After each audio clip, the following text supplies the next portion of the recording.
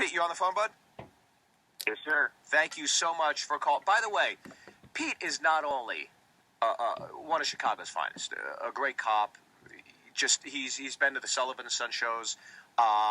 He's also been. He has more credits in film and cinema, Really? than I do in all the years. I've been in comedy for 18 years. Yeah. Can you tell us the movies you've been in, Pete?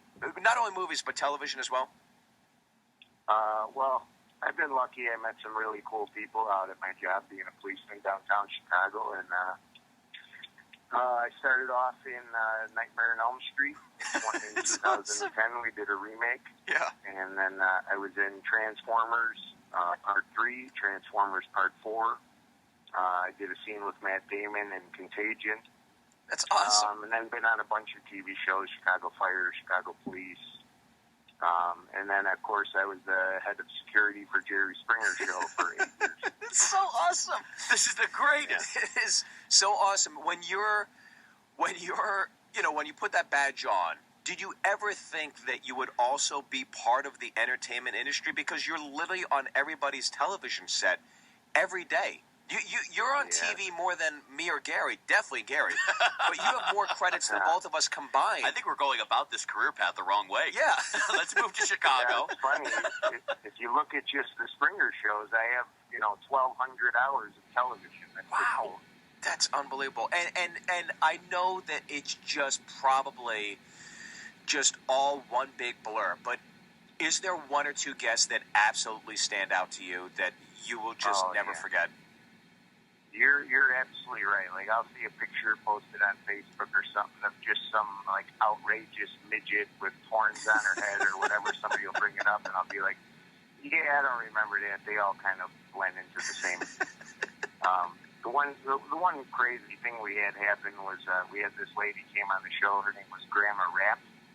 She was old. She was like 75, and she came out with like this skirt on and started doing a rap on stage. Well, while she was rapping, she was so nervous that she started shitting on the stage. So she's up on stage and she's rapping, and turds are falling on the floor. So now Jerry doesn't see it. So I'm like motioning for Jerry, watch out for the shit, don't step in the shit. And the poor grip had to come up during the commercial, and luckily he just swept it up. And So got it Grandma, out of there, but I don't think that was in his job description. so after the show, her name now is Grandma Crap. There you go. Wait, so curious. Are those fights genuinely real? Are they really going at it? Here's what it is. It's like these people have a conflict or have a real, like the guy cheated on his brother or his wife The conflicts are real. a year ago, but they want to be on the show. So they're like, oh, we got a good story, and they come on the show. Well, once we get them to the show, the producers separate them into different rooms, give them 10 Red Bulls, give them all the cigarettes they want, and then they start telling them, oh, man, your brother's still thinking about banging your wife. I saw them outside smoking. They get them all riled up again. Right. So when they come on stage, they are fucking raring to go. Like, they attack each other. But then they go back after the show and they high-five each other and have the great Right. I think it's called like the walk and talk, right? Like they want them to come out, because I've had friends that have worked for other shows like Maury, and like they want them coming out, walking and yelling and screaming, and then if you see at the end of the segment, they're just hugging each other and everything's great. But by the way, were you jealous that Steve Wilkos got a show and you didn't? Well, luckily I got my job because of Steve Wilkos. When Steve got his own show, they needed somebody to take his spot. Steve recommended me, so I owe it all to Steve. Oh, that's awesome. I came on the show and took his spot, but I also worked his show for a year, and then they decided, like, well, Steve's going to be the tough guy. We don't need Pete anymore. We're going to make Pete the guy on Springer. So, that's funny. In the first season of Steve's show, he would call me up on stage to throw people off. Pete, get this guy out of here. Well, then he started doing it, so that worked out great. But It's funny because they'd be like, yeah, let's get Pete. Pete's actually filming a scene with Matt Damon right now, so he's unavailable.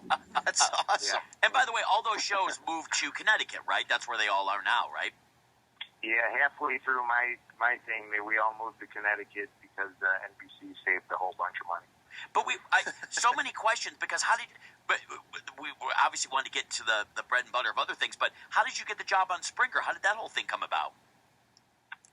Well, when Steve Wilkos got his own show, they asked him, do you have somebody, can you recommend a cop or somebody who could take over your position? And I came in and auditioned for it, or basically talked to the producer, and he's like, you're perfect. You're going to be the head guy on Steve's show and then fill in on Springer. Well, when they saw me work and saw me do what I do, they said, you know what, we're going to take you off Steve's show and make you the main guy on Springer. So I was the head of security on Springer for 8 years. Did they really need security, or it was just kind of more of a ruse, kind of like hey, look at what we... I mean, did it really get that bad, or... No, you have to. I mean, that's a tough job. People don't realize they're really going at it. They're going full force. Right. And I was getting hurt and scratched, and, I messed up my neck real good, and, I mean, they're really fighting. Has anybody ever pressed charges out of that situation while on the show, or is it just like when you're on the show, you know what you're getting into, this is the way it is? Yeah, they know what they're there for. They don't even have to tell them. They know why they're there. Now, what was, of all the things you've done in entertainment, what is the proudest thing you've done on screen? Won an Academy Award. I mean, I had a real career, and everything I do is fun. Probably the highlight was we went with Jerry. We got to do the WWE Monday Night Raw. Oh, wow, so, yeah. Like every little kid growing up, I loved wrestling when I was a kid. I lost touch with it over the last 10, 15 years, but when we got to go, it was incredible. We got to meet Ricky the Dragon Steamboat. Oh, yeah. That's all awesome. Kinds of things. Yeah. And my partner, Jason, he came with me. We did the show together. And our job, there was a big scuffle in the ring, and me and Jason were supposed to hold back this wrestler, Chris Masters. So he comes up to us and he says, hey, can you guys do me a favor when you hold me back? Make sure both of you hold me back, because I'm supposed to be the tough guy, and it doesn't look good. Oh, that's funny. That's awesome. Yeah. I remember. We get him in the corner, and we push him back. Well, he starts climbing the ropes while we're pushing him into the corner, and he's all oiled up. He starts climbing the ropes. We're holding him back, and now, his package, his junk, is right in Jason's face. So Jason's got an oil outline of this guy's junk on his face, and we're holding him back, and he's thinking to himself, I hope nobody sees it. I hope nobody sees it. He looks, and the camera's right there with his oh my God. This is the shadow. That should be his profile picture, anything social media-wise. That is awesome. Now, that's unbelievable. I mean, that's a great credit too. I mean, even as in entertainment, you got to do WWE. That's sick. Amazing. Oh yeah, walking down the catwalk and coming into the thing, it was great. And then they even made cartoons out of us on not Family Guy. What was the black character they gave for the Cleveland show? We were cartoonized on the Cleveland show. Oh, wow. That is awesome, man. That'd be so funny if Pete got a call, a 911 call. Hey, there's a bank robbery. He's like, dude, I'm at a photo shoot. Leave me the fuck alone right now. I'm doing a voiceover. Doing a voiceover. This shit. Did you ever? Was there ever an issue between the entertainment and your duties as a police officer, which is your main occupation? Were there ever times where you're like, I'd like to go on this audition, but did it ever get kind of?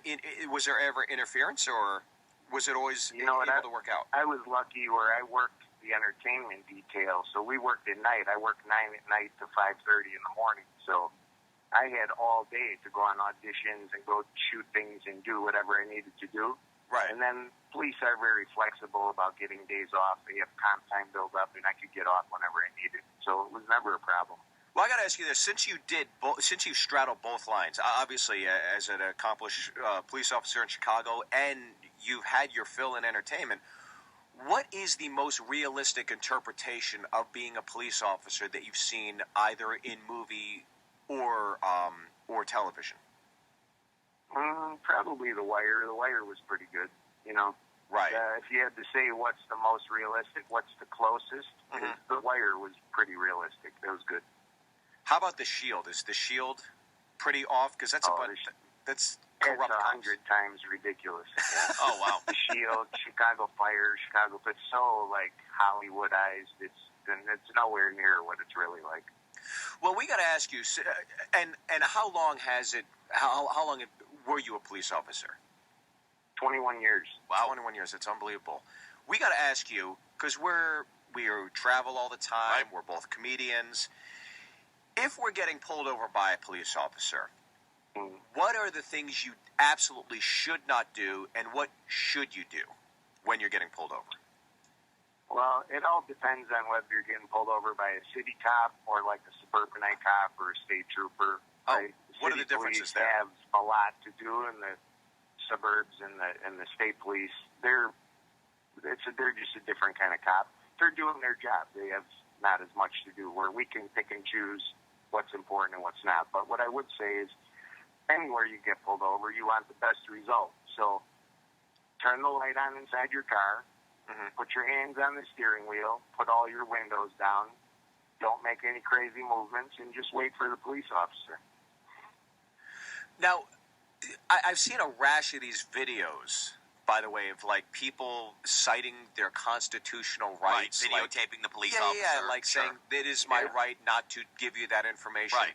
It is my right not to give you my identification or whatnot. I mean, is that right? Or because I watch these videos, I find them very compelling. Because sometimes I think a cop will back down, other times the cop won't back down. I think it's dependent upon that mood or whatever. But what is the legal right? I mean, I've always thought that you got if the officer asks for your identification, you show them it. Is that legally what is supposed to happen, or is there some asterisk next to that? Well, driving is a privilege. Driving is not a right. You have to earn that privilege by passing a driving test, having insurance, having a driver's license. That's a privilege. And in order to have that privilege, you need to have those things. And you need to be able to produce those things and answer those questions. If you're on foot, you might have a right. I mean, you still have to produce an identification if you're just walking down the sidewalk. So we're required to produce these things. And if you don't have them, I think those videos are just, the cops in line, they're doing a road check, and now you get one smartass who wants to cite the Constitution. Like, okay, guy, come on, just go, Right. Get to the next guy. I would also be worried too, Pete. Like if I was the cop and I was walking up to a car, right, and all the windows are down, dome lights on, hands are on the wheel. I'm like, how many times has this guy been pulled over? Like, obviously, this guy knows the drill, right? Like, I mean, this guy's ready to go. I mean, just you know what I mean? Yeah, sometimes you pull over a carload of gangbangers and they pull over, the windows go down, and all the hands go out the window. Except the hands are out the window. Good afternoon, officer. These guys are getting pulled over multiple times. Yeah. You don't They know have to the look drill. too obvious. Yeah. Toss the gun out the window. What, like when most cops are pulling over, like you said, there's a difference between the state cop and the suburban and the city cop. Like, for the most part, if you're getting pulled over, what is the percentage of you getting a ticket? Obviously, you must have been exceeding the speed limit. So what are the chances you are going to get a ticket? Well, it's hard to say. I didn't really write many traffic tickets because I was an inner city policeman. So what I was doing was looking for suspicious vehicles. Then you find the violation as your reason to pull them over. Once you pull them over, you're looking for something more significant. And if there is nothing there, then you let them go and you give them a break on the whatever reason you pulled them over in the first place for. Right. But I would think that if you're courteous, if you're polite, if you do what the police officer says, and you make him feel at ease right off the bat, you're most likely going to get a break. But when you come with this abrasive attitude, what'd you pull me over for, and all that shit, you're forcing the guy into doing his job and giving you the ticket that you deserve when he could have gave you a break. Right. Yeah, because what is the rule, too? Like, you always hear people say, and obviously it's so much different when people are sitting around a bar drinking and telling you what they would have done or how they would have handled things differently. But, like, what is the rule if people say, did you know that when you get pulled over by a cop, you can basically tell them off and you can tell this person to go F themselves, you can this and that, there's nothing they can do? Like, is there any truth to that? Not that I would personally do that. I mean, I would be so nervous because, I mean, everybody just hits their nerves when they're pulled over. But, like what legally can somebody do when they're pulled over? I mean, obviously, they're going to get the ticket if they just become this complete smartass. But, legally, can somebody just read you the riot act? Can somebody do that and it's okay? Yeah, I guess they could say whatever they want to you as long as they don't threaten you or, yeah, you know, when somebody threats you, gives you a threat, that's an assault. So as long as they don't assault you or say anything, I guess they could talk about your mom all they want or, you know, but again, you're passing up your chance at getting a break. Right. Right. And, I mean, the rule of thumb is, and I've gotten pulled over quite a few times. I haven't in the last few years, but whenever I got pulled over, my father always said, you always just agree with the officer and apologize because you probably were doing something wrong. You probably were speeding. And I found that like 9 times out of 10, if I was speeding to get to a gig or a college or a university, when I did colleges a lot, I get pulled over. And I would just say, look, I'm really sorry. I wasn't paying attention. I'm not from the area. I really wasn't. And 9 times out of 10, I always got out of the ticket. And I think, is the rule of thumb, if you're just super nice, would you say that you might get the benefit of the doubt? Or is it just, you're probably going to get a ticket? Or does being nice actually help? In most cases, I would imagine you're going to get a break. Be polite, make the guy's job easy, put him at ease, and explain, yeah, hey, you're right. I was wrong. I was speeding. I wasn't paying attention. Or I'm in a hurry and I don't normally speed. But I'm sorry and it won't happen again. You should get a break 9 out of 10 times. Yeah. It's interesting. You know, that being said, there's always plenty of asshole cops, guys who are having a bad day, just caught their old lady cheating on them, that kind of thing. Right. And you're never going to get a break with them. But it could be 10 times worse. You just want the best possible result out of every traffic stop, right? Of course. So if he's going to be an asshole, let him be the smallest asshole he's going to be. Or you might get a break. So just be cool with the guy. Yeah. But we're all just humans, right? There's just a guy with a job. He's the same as the guy at Dunkin' Donuts making coffee. He's just doing his job. Right. But it's also interesting, too, because I've heard kind of on the opposite spectrum where, like, let's say you admit that you did this, right, Steve? And you said, hey, I did this. I'm so sorry. And he maybe still cut you the ticket. Maybe a couple days go by and you say, I'm going to fight the ticket and hope he doesn't show up in court, right? Because obviously, Pete, if you fight the ticket and you go to court and the officer isn't there, they throw it out immediately, correct? Correct. So the problem becomes, and this is what I've understood, if you admit it, right, and you admit to doing it, it's noted that you admitted to what the crime was or what the felony or misdemeanor was. Right. So if you don't agree to what was done and you just kind of sit there complacent, then there's no rebuttal, right? So obviously you're just sitting there. So if you go to court, then it's easier to fight it that way. But I don't know if that's necessarily true, Pete. Yeah, if you're dealing with a cop that's gonna get that technical and tricky on you, you weren't getting the break anyway. Oh, interesting. Right, Okay. You know? Yeah. And If you're cool with the guy and you say, hey, you're right, I was wrong, I was speeding, I'm sorry, and then he comes to court and uses that against you, that guy's a fucking asshole. And you were going to get the ticket anyway. Oh, that's interesting. Because how often do they show up in court? Because here, again, just a silly, this could be an urban legend, but I remember getting a ticket years ago, and you obviously can delay it so many times for up to like a year, I think. And when I finally went into court, probably a year after I got the ticket, the officer wasn't there. So whether it's a scheduling issue, because I think they schedule them on the days where the officer has the day off or can come in. When I went in finally a year later, he wasn't there. So yeah. I wonder if that's truthful, where if you schedule it out enough, I mean, that could be just all BS too.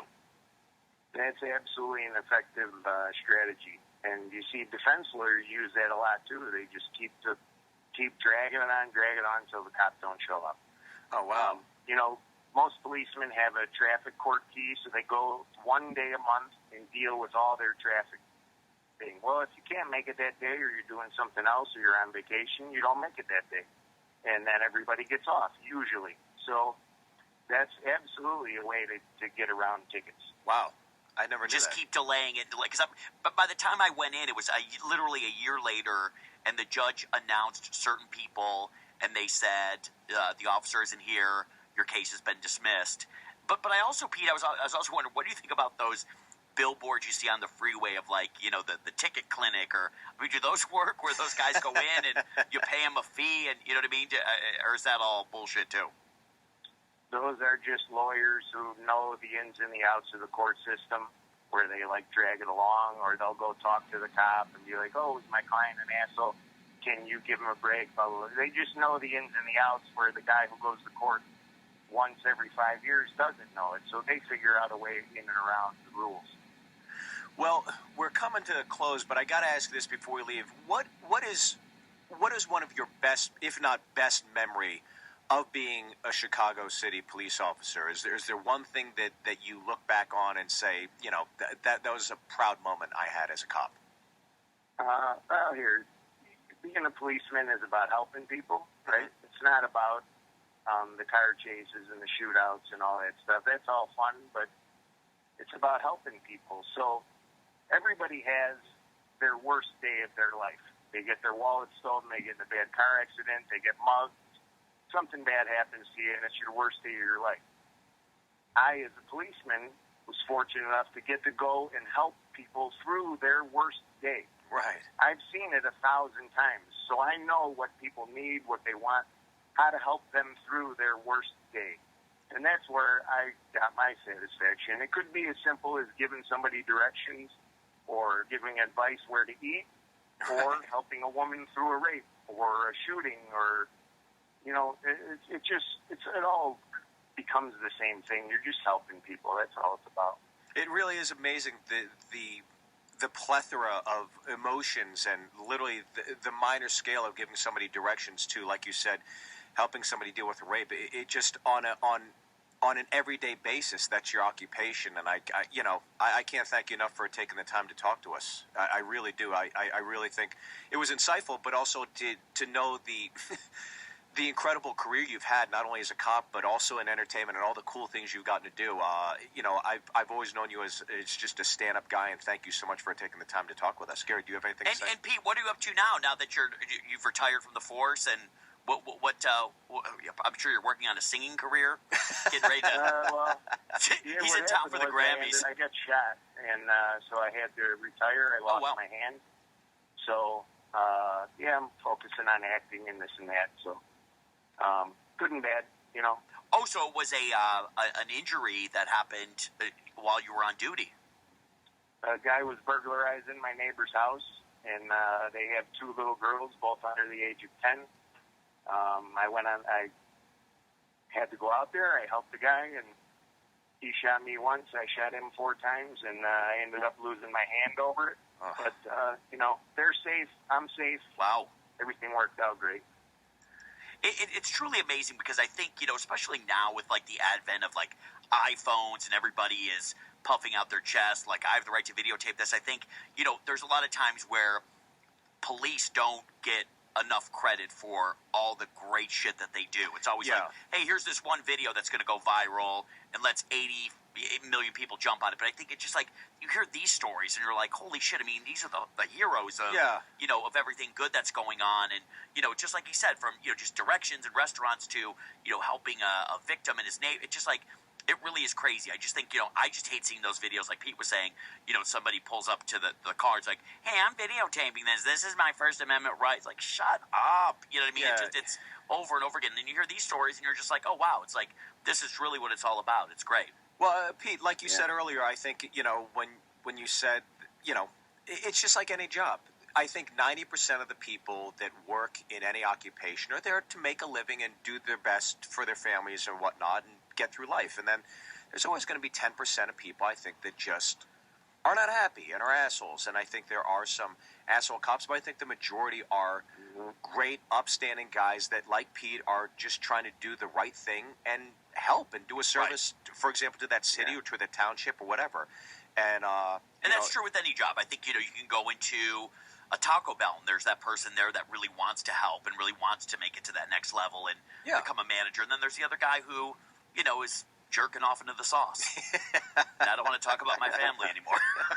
Well, Pete, we cannot thank you. Yeah, absolutely, Pete. Being one of the good guys, of course, and for your service and obviously what you did. And I know you're in an early retirement, but what a noble deed that you did and keeping that family safe, especially your neighbors. It's amazing what you've done thus far, and will continue to do. And I cannot thank you enough as a friend, but also as someone who lived in Chicago. Yeah. Thank you for your duty to the city of Chicago. And Pete, do you still keep in touch with Jerry or Steve Wilkos? I do. Yeah, via text. That's awesome. But they're both really great guys. I love both of those guys. I had the chance. I worked on a show that Jerry Springer was hosting once. It was a dating show called Baggage, and I just remember meeting him. And he's like this gentle soul. Like he's just like so nice and so unassuming. And you're just like, wow, this guy. I have a friend that lives in Florida, and Jerry, because I guess Jerry lives down there, comes into his pizza place all the time. He's just the nicest guy, and it's just you just look at him and you're just like, oh my God, this guy is just such an iconic fixture in the TV world. It's just great. He's such a kind, gentle person, and he takes time out for every person that comes up to him. Oh, it's nice to hear. He's just such a nice guy, and what a great example. Like every celebrity should be like Jerry. He's the greatest. Yeah. Well, continued success to you, my friend. Thank you so much for taking the time to talk to us, and we will talk soon. Thank you. Congratulations on your 1 hour special. I can't wait to see it. Thanks, bud. I appreciate it. All right. Thank you, Pete. All right, brother. Thanks, pal.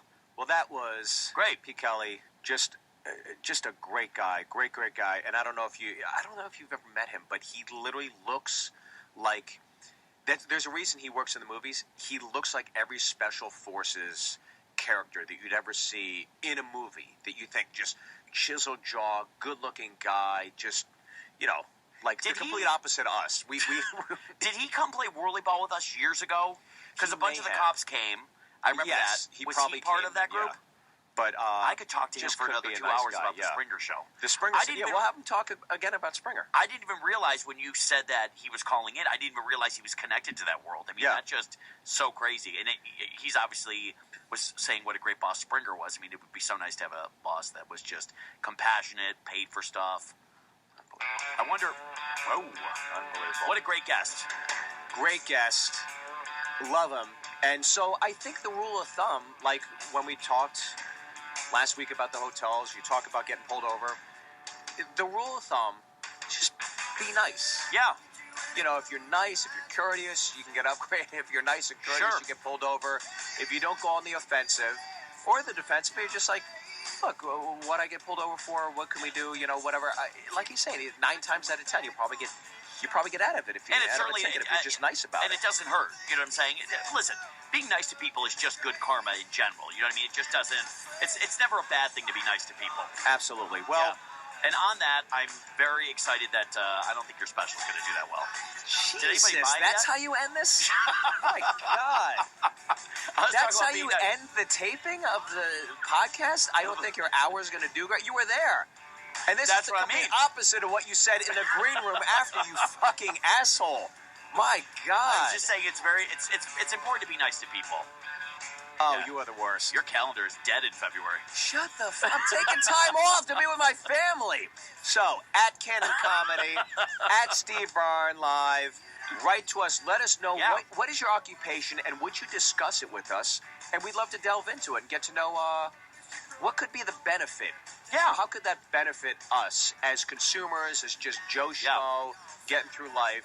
What are the nooks and crannies that we can get into Love to where do we it. can save ourselves a few bucks or maybe Yep. get some upgrades or whatever? So let us know. Thank you for listening to the Gentleman's Dojo. Gary, anything to end of the show on? No, and by the way, if there's a guest somebody wants us to have on, we're more than willing to listen to that. That'd be great. And, just switching things up. Like to see where it's going. All right. Thanks for listening.